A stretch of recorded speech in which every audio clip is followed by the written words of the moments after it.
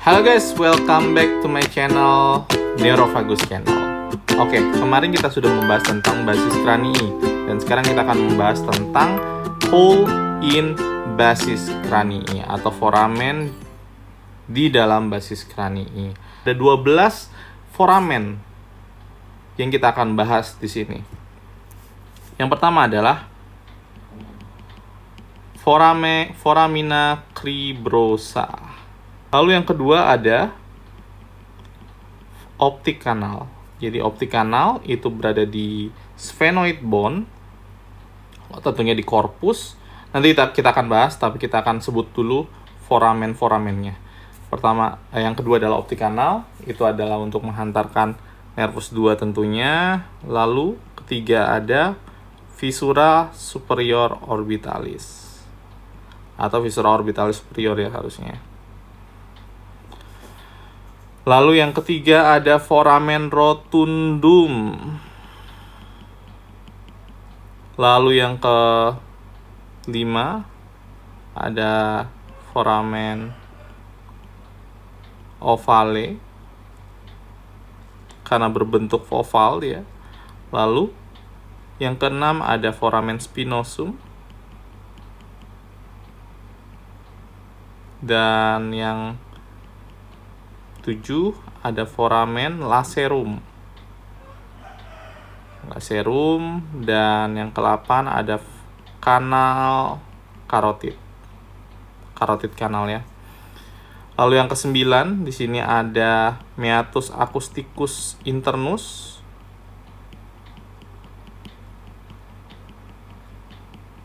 Dan di bawahnya lagi di bagian occipital ada foramen jugularis dan hypoglossus canal, dan foramen terakhir adalah foramen magnum. Kira-kira struktur apa sih yang melewati foramen-foramen ini? Yang pertama adalah foramen cribrosa. Struktur yang melewati adalah villi apa? Olfactorius.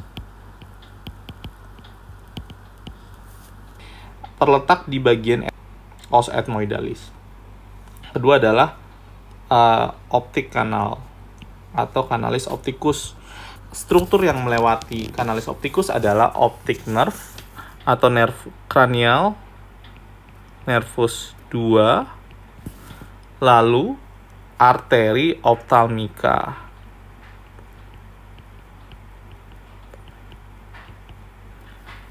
Nah, jadi optic canal ini terletak di os sphenoid.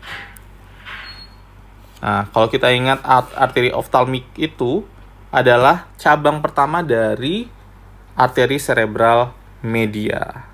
Nah, yang ketiga adalah fissura superior orbitalis. Struktur apa sih yang melewati ini? Ya. Cranial nerve 3, lalu cranial nerve 4 ya.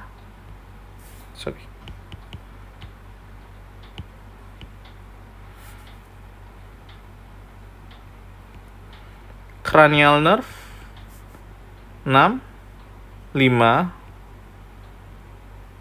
cabang 1 ya. Cranial nerve 6. Dan ada superior dan inferior ophthalmic vein.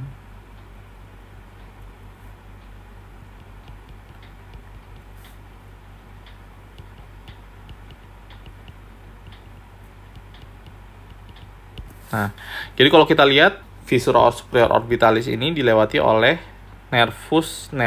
cranial nerve yang mempersarafi otot-otot bola mata kayak 3 yaitu oculomotorius, 4 trochlearis, dan 6 abducens.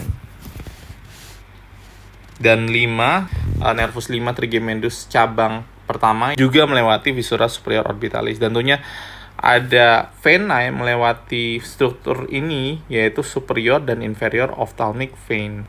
Foramen rotundum itu struktur yang melewati adalah cranial nerve 5 cabang 2, nervus maxillaris Lalu struktur apa aja yang melewati foramen ovale? 5, cabang 3 yaitu mandibular. Mandibular nerve atau nervus mandibular. Lalu ada lesser petrosal nerve dan plexus venosus. Nah, lesser petrosal nerve ini asal dari nervus glossopharyngeus atau cranial nerve 9. Lalu untuk yang spinosum, arteri media meningeal,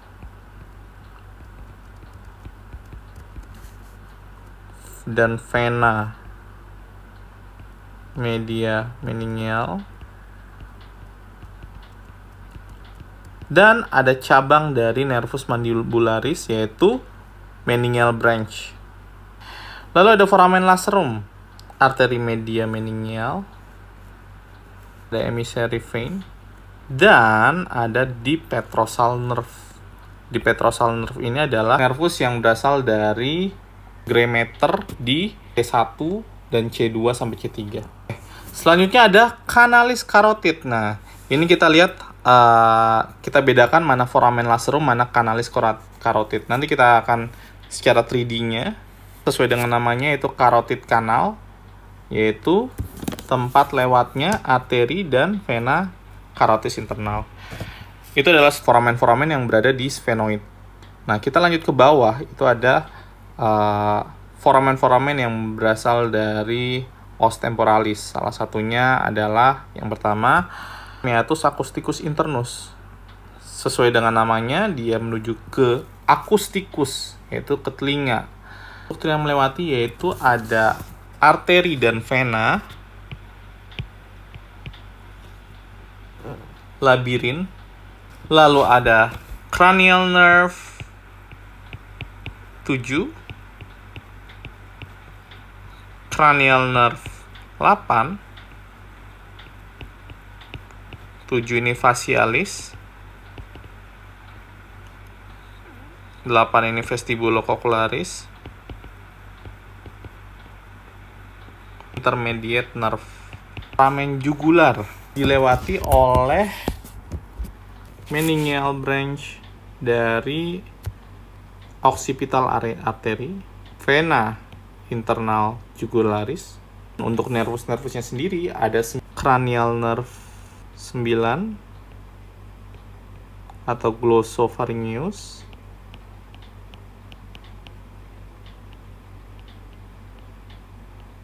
cranial nerve 10 atau vagus,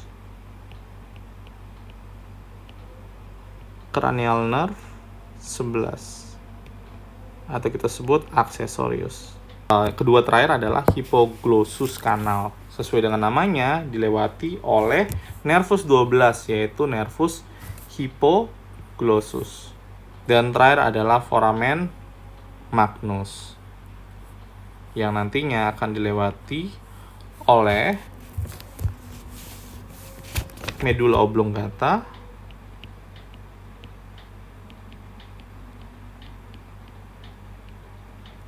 arteri vertebralis,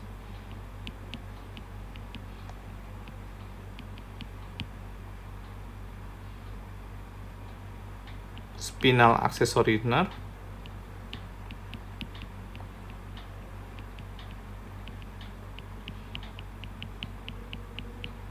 dan arteri spinal anterior dan posterior. Arteri spinalis anterior dan posterior. Secara ringkasnya ini adalah lubang-lubangnya dan struktur apa saja yang melewati lubang-lubang tersebut. Nah, kita lanjut 3D-nya. Oke guys, ini adalah 3D-nya dan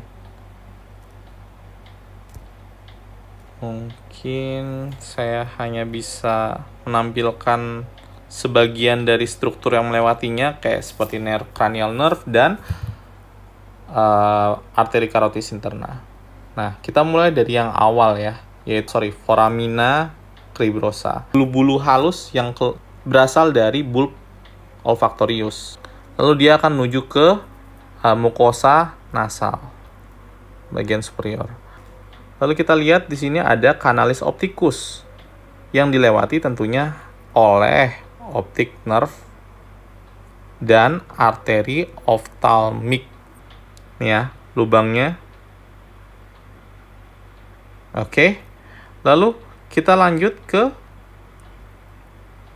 bagian visura orbitalis superior. Ada beberapa nervus yang melewati dari visura orbitalis superior, yaitu ada nervus 3, oculomotorius, lalu nervus 4, trochlearis nerve, lalu juga ada nervus 6, abducens, ya, ini pink. Lalu ada cabang pertama dari nervus trigeminus, yaitu nervus ophthalmic. Oke, mungkin untuk arteri, untuk vena dari ophthalmic superior dan inferior tidak bisa diperlihatkan di sini. Yang saya pengen liatin di sini adalah adanya visura orbitalis superior dan di sini ada kanalis optik atau optik kanal. Lalu di sini ada visura orbitalis inferior. Nah, tapi kita nggak bahas itu ya.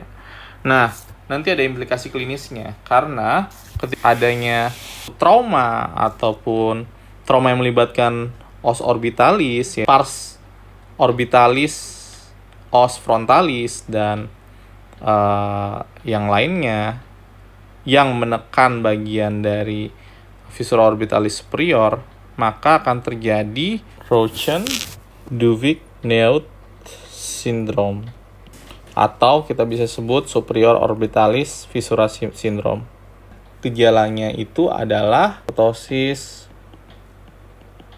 karena adanya gangguan nervus 3 di situ, oculomotorius, yang mempersarafi levator palpebra, ophthalmoplegi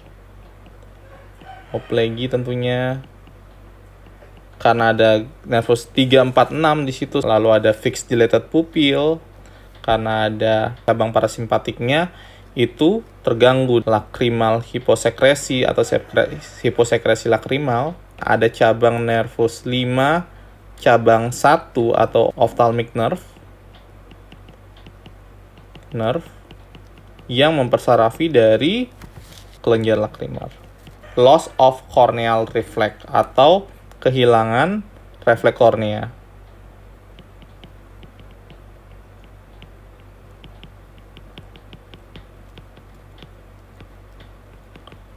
Nah, jadi SOF syndrome ini bisa mengganggu gabungan dari beberapa gejala tergantung nervus mana yang kena. Oke. Kita lanjut ke foramen rotundum. Nah, jadi di sini sebelum itu saya pengen jelasin dulu secara singkat tentang percabangan dari nervus trigeminus ini. Setelah sensory root dari nervus trigeminus ini keluar dari batang otak, maka dia akan membentuk ganglion trigeminal di sini di Meckel cave. Nah, jadi Meckel cave itu apa? Adalah pelebaran dari dura mater di area fossa medialis. Habis itu akan bercabang menjadi 3 trigeminus ini, nervus trigeminus ini, yaitu yang pertama cabang ophthalmic, lalu kedua cabang maxillaris, dan ketiga cabang mandibular. Nah, kalau ophthalmic dia ke ROS atau visura orbitalis superior, dan yang cabang maxillaris dia pergi ke foramen rotundum. 3 adalah cabang mandibular atau nervus 5 cabang 3, yaitu dia pergi ke foramen ovale. Kenapa dia disebut ovale? Karena satu-satunya foramen yang berbentuk oval di area basis kranii, makanya disebut ovale. Nah, selain itu yang masuk ke foramen ovale ini adalah plexus venus dan lesser petrosal nerve sebagai cabang dari nervus glossopharyngeus atau nervus 9. Lalu Jadi kita lihat ada foramen spinosum, ovale, rotundum, dari cap, lalu ini ada fissura orbitalis superior. Lalu di sini adalah kanal, optik kanal. Ini itu nanti akan dilewati oleh arteri karotis interna. Makanya disebut sebagai kanalis karotis. Sedangkan ini adalah foramen lacerum.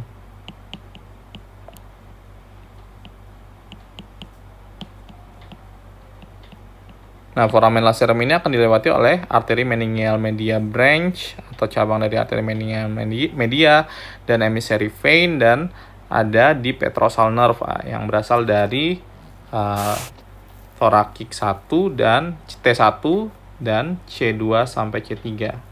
Itu saja yang berasal dari fossa media. Di belakang kita lihat ada yang namanya meatus di sini ya. Meatus acousticus internus. Lalu ada yang namanya di sini foramen jugularis.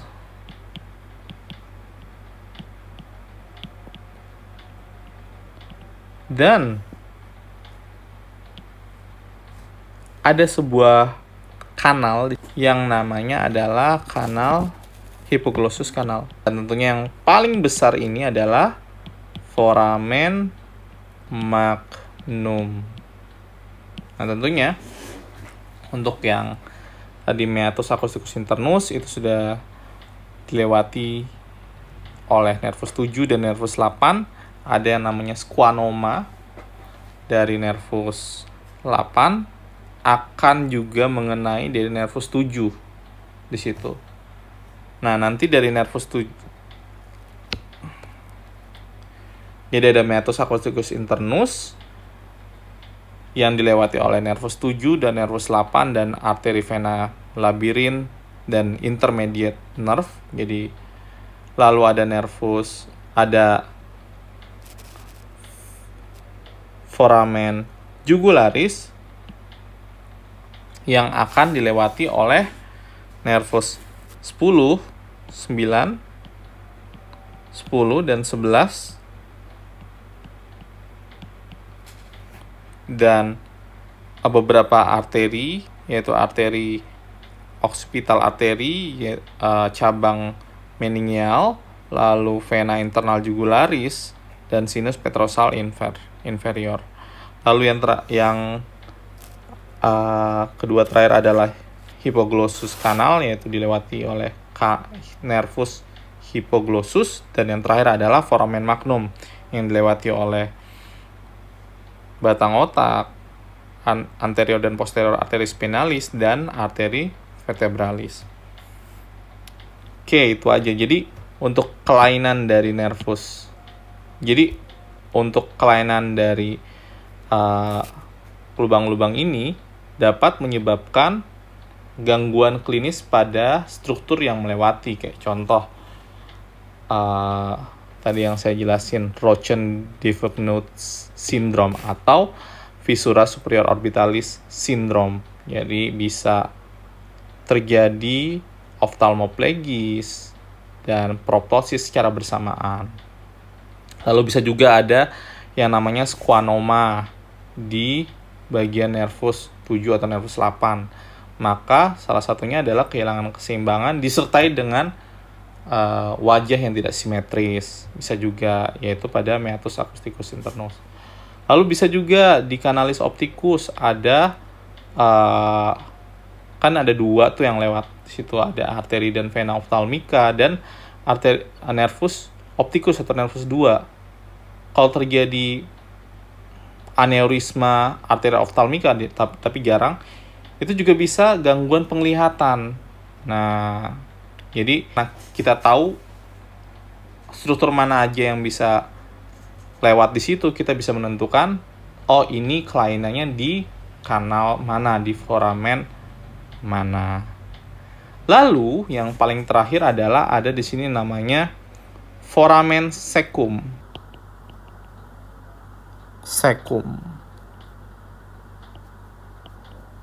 Pada umumnya foramen cecum ini sudah tertutup, namun terbuka waktu masa fetus, di mana dia akan mengalirkan vena dari cavum nasalis ke bagian